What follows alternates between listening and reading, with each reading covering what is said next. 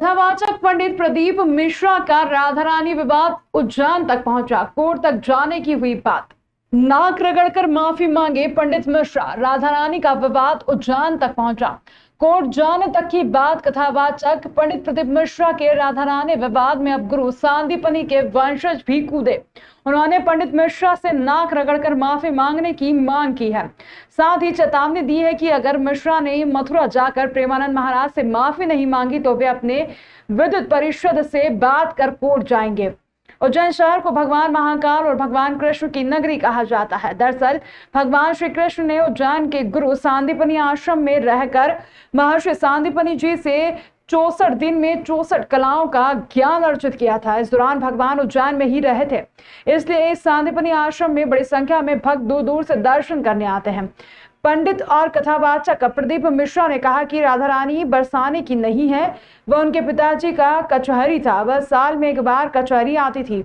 उनके पिता का नाम अनय घोष है, वह रावल गांव की रहने वाली थी। साथ ही प्रदीप मिश्रा ने कहा कि वह भगवान श्री कृष्ण की पत्नी नहीं है। इसी वीडियो के सामने आने के बाद विवाद की शुरुआत हुई थी। हमारी जननी भाइयों ने जो अक्षत दिया है उसका हम घोर विरोध करते हैं और अब हम सब संकल्प लेना चाहिए कि ऐसे कथाक्त व्यक्ति को कभी भी कथा के माध्यम से या किसी प्रकार से अवंतिकापुर में प्रवेश नहीं कर देना चाहिए। तो ये हमारा संकल्प पूरा होगा, नहीं तो आप हम आज एकत्रित हो गए और फिर अपने रास्ते चले जाएंगे।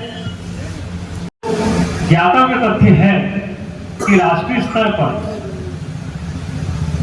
राधा रानी से जुड़े विषय का और कुछ 2 या 3 दिन पूर्व घटना घटी है तुलसीदास जी के संबंध को लेकर के, उन 2 विषयों पर हम विशेष तौर पर चर्चा करना चाह रहे हैं। स्वयंभू पंडित प्रदीप मिश्रा जी ने अपने मुखारविंद से जो माँ राधा के अपमान किया है, उस अपमान के विरोध में जो हमारे ब्रज मंडल में भी साधु संत समाज ने, पंडे पुजारी समाज ने उसका विरोध किया था और उसको अल्टीमेटम दिया था।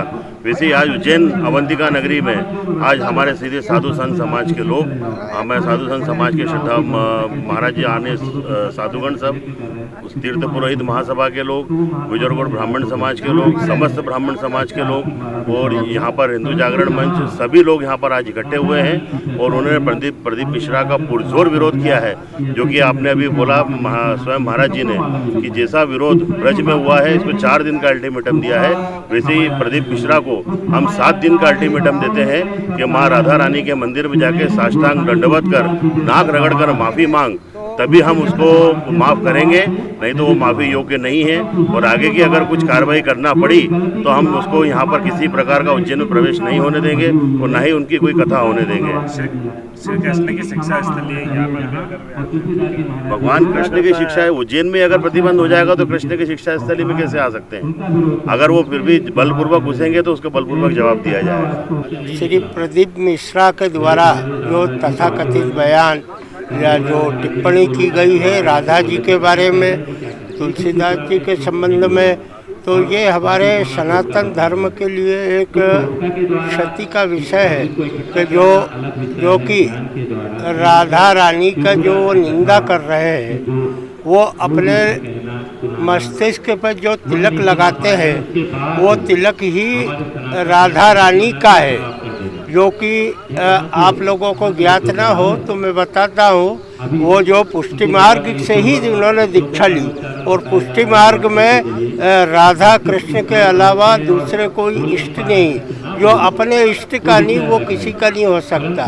तो ऐसे जो टोटके टाटके जो भी बताते हैं ये वो अपनी जगह है, लेकिन ये जो धर्म की, सनातन धर्म की इस तरह से जो क्षति करते हैं, इसको हम लोग सब पुरजोर विरोध करते हैं कि इनको हम जो कभी भी क्षमा नहीं करेंगे।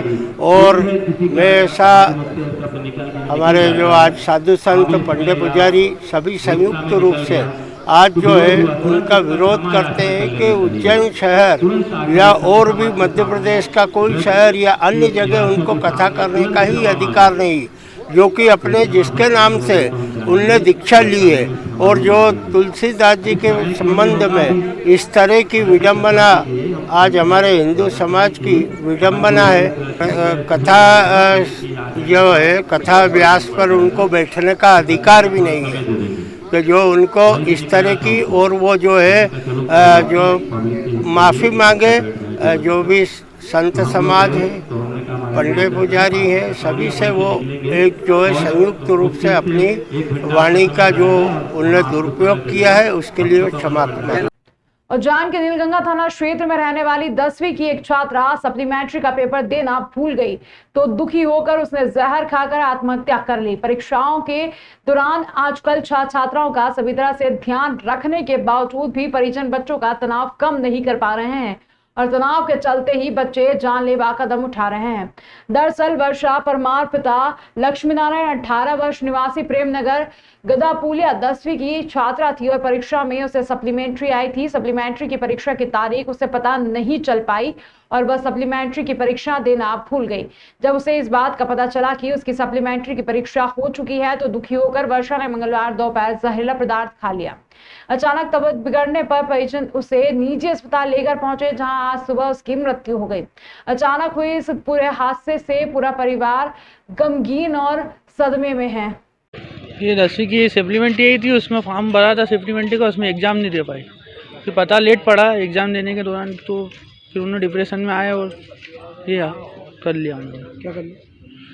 उन्होंने कुछ गेहूँ में रखने की पुड़िया खा ली। क्या नाम था? वर्षा परमार। उज्जैन के सदावर रोड आश्रम में महामंडलेश्वर ज्ञानदास महाराज पर हमले का प्रयास हुआ। घटना कल शाम की बताई जा रही है, जिसका वीडियो आज सोशल मीडिया पर वायरल हुआ है। पुलिस ने युवक को पकड़कर पूछताछ कर छोड़ दिया है। निर्मोही अखाड़े के संत महामंडलेश्वर ज्ञानदास महाराज ने बताया कि कल शाम को एक युवक पेड़ की टहनी लेकर आश्रम में घुसा।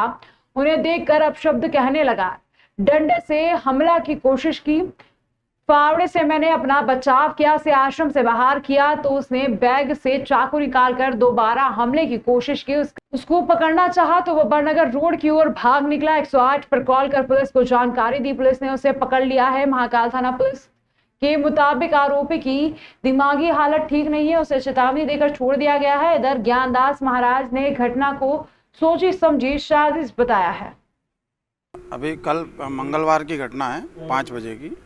एक अज्ञात व्यक्ति आश्रम में घुस गया था डंडा लेकर के। तो एकदम वो जैसे आया सामने से, मैंने कहा भाई कहाँ जा रहा, तो एकदम ऐसा दौड़ते हुए आया जैसे हमारे ऊपर चढ़ेगा। एकदम पास में आएगा, डंडे से वार करने लगा। तो हमारे पास एक फावड़ा था, हमने उस फावड़े से हमारा बचाव किया और जैसे उसका डंडा फावड़े से दूर चला गया तो फिर वो जो है अपने बैग में से एक चाकू जैसा एक हथियार निकालने लगा। तो फिर मैंने डंडे से उसको अंदर जो अपना बचाव करने के लिए उसको हल्की सी उसको मारी थी। तो उसने जो है बैग लेकर के भाग गया। फिर बैग लेके भागा, उसका पीछा किया तो खेतों के अंदर वो चला गया था। कीचड़ काचड़ था, पानी बारिश की वजह से, तो हम लोग वहाँ उनके पीछा कर नहीं पाए थे। फिर रोड के रास्ते से हम मुरलीपुरा गए थे।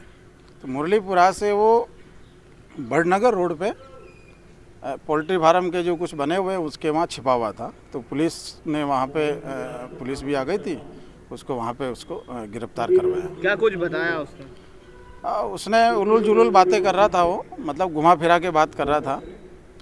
तो यूपी का रहने वाला उसने जो है ऐसा बताया था। उसका आधार कार्ड पहले तो मना कर रहा था, लेकिन थाने में जब गए थे तो उसने आधार कार्ड उसका जो है निकला था उसके बैग में से। आपके खिलाफ कोई साजिश किसी? हाँ, संदेह मुझे है कि कोई ना कोई, मुझे ऐसा लगता है कि किसी ने पहुंचाया हो, क्योंकि अनजान व्यक्ति एकदम आश्रम में गेट खोल करके एकदम ऊपर आ जाना मतलब मेरे लिए चिंता का विषय है। उज्जैन के चिमनगंज मंडी थाना क्षेत्र स्थित मायापुरी कॉलोनी के समीप एक युवक को भतीजे के विवाद में चाचा को 4 आरोपियों ने चाकू मारकर लहूलुहान कर दिया। उज्जैन के चिमनगंज मंडी थाना क्षेत्र स्थित मायापुरी कॉलोनी के समीप कला जानकी कॉलोनी के सामने नितिन कश्यप नामक युवक को 4 बदमाशों ने चाकू मारकर लहूलुहान कर दिया। दरअसल नितिन कश्यप अपनी साइड से घर की ओर जा रहा था, तभी बदमाशों ने उस पर धावा बोल दिया। नितिन के मुताबिक उसके भतीजे के विवाद में 4 आरोपियों ने उस पर हमला किया, जिसमें 3 युवकों ने उसे पकड़ा था और एक युवक ने उसे चाकू मारा।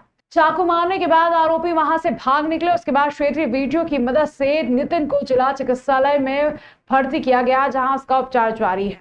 विवाद मेरे भतीजे से थे, वो मेरे संग काम पे जाने लग गया था, तो वो मेरे से भी आंटी रखने लग गए थे। तो वो मारने उसको आए थे, वो यहाँ था नहीं और वो मार के मेरे को चले गए। आप कहाँ से कहाँ जा रहे थे? मैं साइड पे से घर जा रहा था। कहाँ पर हमला हुआ? ये कला जानकी के सामने मायापुरी के पास। कितने लोग थे, किस प्रकार से हमला करा? 4 जने थे, 2 ने पकड़ रखा था और 1 ने चाकू मार दिया। 2-3 जनों ने पकड़ रखा था। इस चीज़ का विवाद था तुम्हारे भतीजे में? अब उसके विवाद पुराने चल रहे थे, 2-3 विवाद थे उसके। रामघाट और दत्ता खाड़ों को जोड़ने वाले छोटे पुल के पास समानांतर 12 मीटर चौड़ा पुल बनाने का प्रस्ताव तैयार करें। श्रद्धालुओं की सुविधा के लिए करकराज पार्किंग से भूखी माता मंदिर रोड तक ब्रिज बनाने का प्रस्ताव तैयार कर सीएस की कार्य योजना में शामिल किया जाए। सीएस 2028 की तैयारियों के लिए संभाग आयुक्त संजय गुप्ता ने लोक निर्माण विभाग के वरिष्ठ अधिकारियों के साथ सघन भ्रमण कर व्यवस्थाओं को सुदृढ़ बनाने के लिए निर्देश दिए। संभाग आयुक्त ने लोक निर्माण विभाग के अधिकारियों को निरीक्षण के दौरान संपूर्ण सिंहस्थ मेला क्षेत्र का भ्रमण कर लोक निर्माण विभाग के अधिकारियों को निर्देश दिए कि सक्रिय रोड का चौड़ीकरण कर सिंगल रोड को 2 लेन और 2 लेन को 4 लेन करने की कार्य योजना भी बनाई जाए। इसी के साथ श्रद्धालुओं की सुविधा के लिए गुप्ता ने अन्य कार्यों के प्रस्तावों को भी सिंहस्थ कार्य योजना में शामिल करने के निर्देश दिए। इसके अलावा संभाग आयुक्त ने सर्वप्रथम गांव घाट का निरीक्षण किया। उन्होंने उजड़खेड़ा, मुल्लापुरा, मोहनपुरा, धर्मबरला, रामघाट, दत्ताखाड़ा, रेती घाट, भूखी माता, सदावल, कार्तिक मेला प्रांगण से मोजम खेड़ी, काल भैरव मंदिर, गढ़कालिका, मंगलनाथ मंदिर क्षेत्र आदि का भ्रमण कर सड़कों के चौड़ीकरण आदि कार्यों के प्रस्ताव बनाने की आवश्यक दिशा निर्देश दिए। भैरवगढ़ आगर रोड से मंगलनाथ जाने वाले रोड का चौड़ीकरण का प्रस्ताव बनाने के निर्देश दिए। इसी के साथ दत्ताखाड़ा के पीछे कार्तिक मेला क्षेत्र से भूखी माता जाने वाले रोड का चौड़ीकरण, जिन सड़कों पर अधिक मोड़ है उन्हें सीधा करने की कार्य योजना बनाने का निर्देश दिए। शिप्रा नदी में श्रद्धालुओं को बेहतर सुविधा मिले, इसलिए कलेक्टर ने वाहनों पर लगाया पूरी तरह से प्रतिबंध। अतिक्रमण हटवाकर 27 किलोमीटर लंबे घाट का किया जा रहा पुनर्निर्माण। शिप्रा नदी में स्नान करने के लिए देश विदेश से श्रद्धालु पहुंचते हैं। जो श्रद्धालु व महाकाल के दरबार में आते हैं वे सभी मोक्षदायिनी मां शिप्रा में आस्था की डुबकी लगाते हैं।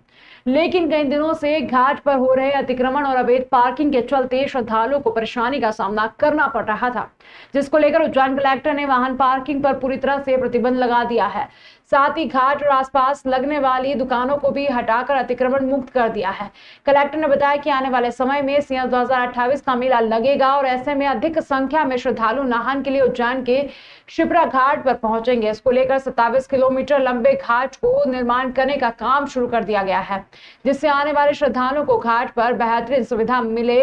इस दौरान साफ सफाई का भी विशेष ध्यान रखा जाएगा। देखिए, जो घाटों पर वाहन जाया करते थे, स्पेशली राम घाट से लेकर नरसिंह घाट तक, उस पर समस्या आने जाने वालों को होती थी। इस पे कई दुकानें वगैरह भी लग जाती थी, जिसकी वजह से घाटों पर गंदगी भी होती थी। तो नगर निगम के माध्यम से इसमें घाटों पर वाहन जाने के लिए रोका गया है। प्लस जो दुकानें वगैरह लगती थी उसको भी वहाँ से हटाया गया है, ताकि जो श्रद्धालु आ रहे हैं वो पूर्णतः श्रद्धा के भाव से और बिना किसी व्यवधान के शिप्रा जी के दर्शन कर सकें और नहान कर सकें। जो घाटों का निर्माण हो रहा है वो दोनों साइड में मिलाकर के लगभग 27 किलोमीटर के घाट हो रहे हैं, जो कि शहर में शिप्रा जी की जितनी लेंथ है उस पूरी लेंथ को दोनों साइड पर वो कवर करेंगे। तो जहाँ जहाँ पे जो गैप्स रह गए हैं वो गैप्स पूरे टेकअप किए जाएंगे और इसका प्रोजेक्ट भी बन गया है और शासन को अप्रूवल के लिए भी चला गया है। महाकाल मंदिर दर्शन अव्यवस्थाओं को लेकर विधायक सतीश मालवी ने लिखा पत्र। मंदिर प्रशासन का कहना है कि शिकायत पत्र के बिंदुओं की समीक्षा कर उनकी मंशा अनुरूप किया जाएगा समस्या का निराकरण। उज्जैन के विश्व प्रसिद्ध महाकालेश्वर मंदिर को लेकर खटिया विधानसभा के विधायक सतीश मालवी ने मुख्यमंत्री के नाम एक पत्र लिखा है।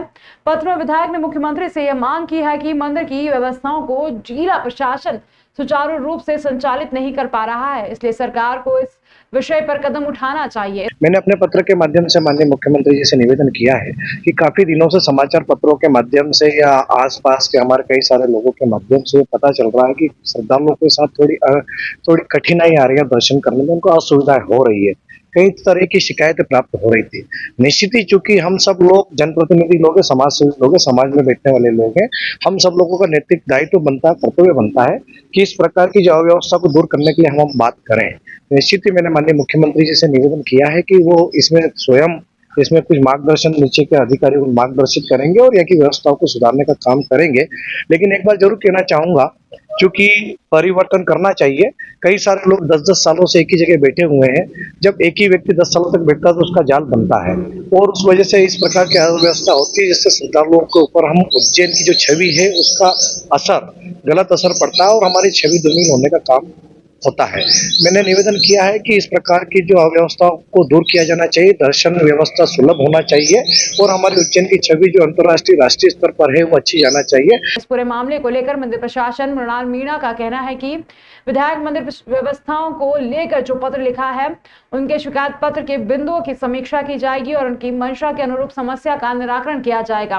दरअसल विधायक सतीश मालवी ने अपने पत्र में लिखा है कि मंदिर में तैनात प्राइवेट कंपनी के सुरक्षा कर्मियों द्वारा श्रद्धालुओं से अभद्रता की जाती है। इसके साथ ही महाकाल दर्शन करने आने वाले श्रद्धालुओं के साथ दर्शन को लेकर लगातार धोखाधड़ी बढ़ती जा रही है। माननीय विधायक जी द्वारा एक लेटर लिखा गया जो मेरे संज्ञान में आया है, जिसमें उन्होंने कुछ इश्यूज़ रेज़ किए हैं मंदिर के संबंध में, व्यवस्था के संबंध में। तो उसकी हम समीक्षा करके जो उनके सुझाव हैं उसको समझ रहे हैं और उसमें क्या आगामी कार्रवाई करके और उनके मंशानुरूप कैसे हम बेहतर व्यवस्था बना सकते हैं, उस पर हम लोग कार्रवाई करने का अभी काम शुरू किया है। किन बिंदुओं का खासतौर से उन्होंने फोकस किया? मुख्य तौर पे जो सुरक्षा कर्मियों के व्यवहार के संबंध में उसमें बिंदु हैं और कुछ बिंदु जो बीच में दर्शनार्थियों के द्वारा धोखाधड़ी के कुछ मैटर्स आए हैं, जिस पे त्वरित संज्ञान लेके मंदिर समिति द्वारा FIR भी दर्ज करवाई गई है सब मैटर्स में। उस तरीके के उस लेटर में बिंदु हैं जिस पे हम कार्रवाई कर भी रहे हैं और आगे भी और बेहतर उसमें क्या कर सकते हैं।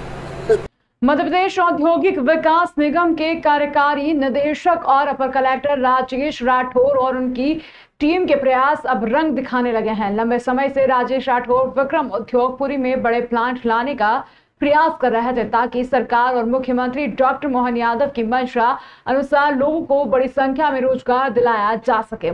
अब यह प्रयास सफल होते दिखाई दे रहे हैं। कमर्शियल उपयोग के बड़े वाहन बनाने वाली प्रसिद्ध कंपनी वोल्वो आइसर के CEO और मैनेजिंग डायरेक्टर विनोद अग्रवाल शहर के विक्रम उद्योगपुरी क्षेत्र में पहुंचे। विनोद अग्रवाल का कार्यकारी निदेशक मध्य प्रदेश औद्योगिक विकास निगम उज्जैन राजेश राठौर द्वारा स्वागत किया गया तथा उन्हें मध्य प्रदेश शासन की उद्योग निवेश संबंधी योजनाओं और विक्रम उद्योगपुरी में उपलब्ध औद्योगिक वातावरण और आवश्यक संसाधनों के संबंध में जानकारी दी गई। वोल्वो आइसर के CEO विनोद अग्रवाल द्वारा उज्जैन में कंपनी का प्लांट खोलने की इच्छा जताई गई। विनोद अग्रवाल ने कहा कि उन्हें लगभग 100 एकड़ जमीन की आवश्यकता है ताकि वह कंपनी का प्लांट प्रारंभ कर सके। उन्होंने मध्य प्रदेश शासन की उद्योग फेडरली नीति और प्रावधानों की भी प्रशंसा की। मुख्यमंत्री डॉक्टर मोहन यादव की मंशानुरूप उज्जैन में निरंतर औद्योगिक निवेश को प्रोत्साहन मिल रहा है। राजेश राठौर ने बताया कि विक्रम उद्योगपुरी में बीते दिनों हुई सबमीट के पश्चात बहुत से उद्योगपतियों ने यहां निवेश करने और उद्योग स्थापित करने इच्छुक हैं।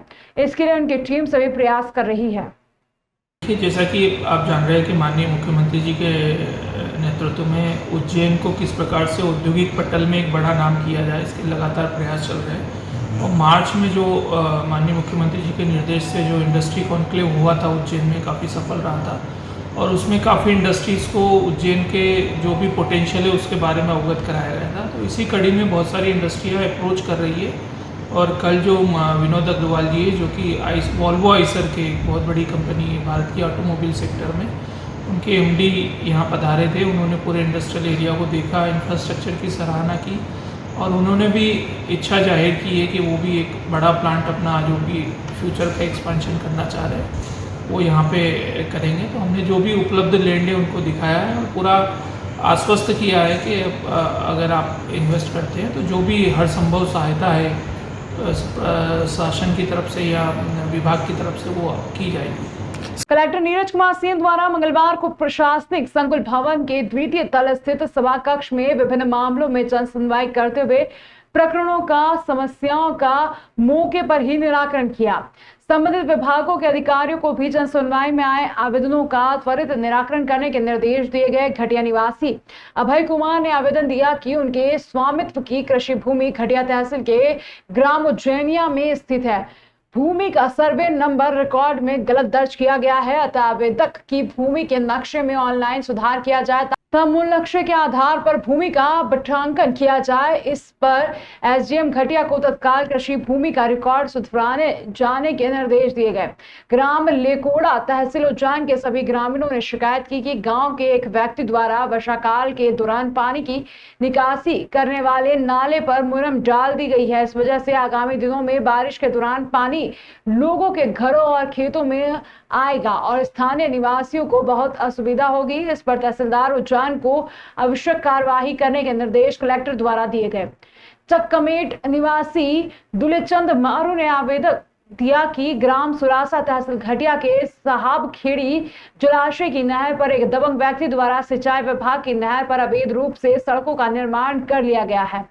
इस पर जल संसाधन विभाग के वरिष्ठ अधिकारी को त्वरित कार्यवाही करने के निर्देश दिए गए।